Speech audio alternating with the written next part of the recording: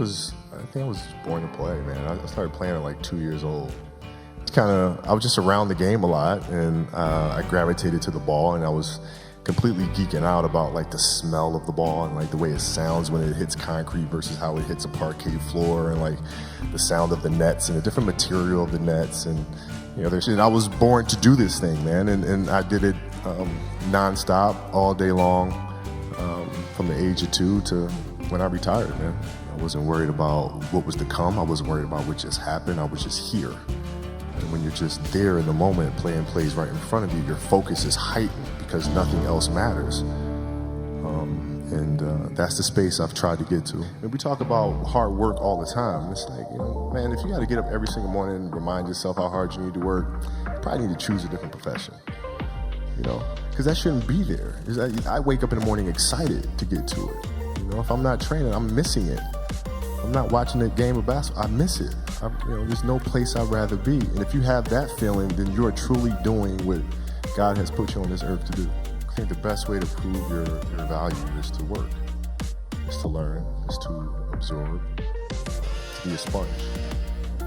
You always want to outwork your potential. As hard as you believe you can work harder than that. Like every day in practice for me was really trying to annihilate everybody that I was playing against. And so it's always that competitive nature, the work ethic, and curiosity. Because I asked a lot of questions. Playing with Bryant Scott, I asked him a lot of questions. Eddie Jones, who was great at chasing guards off the screens, and I didn't understand how to do that. I would sit with him before practice, after practice. Magic, James Worthy, Kurt Rambis, Kareem Abdul, all the Laker greats. I would always sit down and just ask them questions about certain games that I studied growing up. What actually happened there? What did you feel there? Why? I just dream. I dream. I have dreams, and dreams they should be pure. And I think a lot of times, when we're born into this world, we actually wind up going backwards. And it seems like the more we mature, the more responsible our dreams become. And the more governors we put on ourselves and our ability to dream and to reimagine. And it's always a fight for us parents and for you guys to make sure that your dreams always stay pure. And so it's not a matter of pushing beyond the limitations or expectations.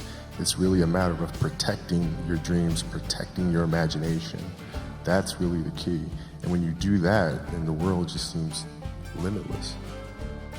I always dreamed as a kid that it was possible to score 80 or 90 or 100. I always just had a dream. Like sometimes you lay down in bed and you visualize things, and you just kind of that's at least how I would go to sleep. I'd lay down, I'd imagine playing for the Lakers, and I'd imagine what the uniforms look like. I'd imagine where we'd be playing, and the smell of the arena and all sorts of stuff. And I would see myself, getting hot. And so when you grow up, downloading that into your brain over and over and over, and then that summer I made 1,000 shots a day. 1,000, right? That's on top of weight training and my conditioning. I made 1,000 shots, and they weren't just shots. It were shots that you saw in that game. They were specific shots. I mean, it was coming out of the corner, going to the pinch post, footwork in the post, coming off the screen. It was very specific. So when you download that into your system and you go out in the court and you're just executing things that you've done thousands of times before, and you have that dream, then that becomes possible. My philosophy was a very simple one. If I could work that hard every day, with being blessed with the physical tools that I have, what would my career be? And I made a promise to myself from that day that I was going to work that hard every single day, so that when I do retire, I have no regrets. And that was the most important thing for me, is to leave no stone unturned, get better every single day. And if I lived that way, then over time, I'd have something that was beautiful. But that was my philosophy. It seems like a pretty simple one, but if you live your life to just get better every single day, and do that for 20 years, what do you have?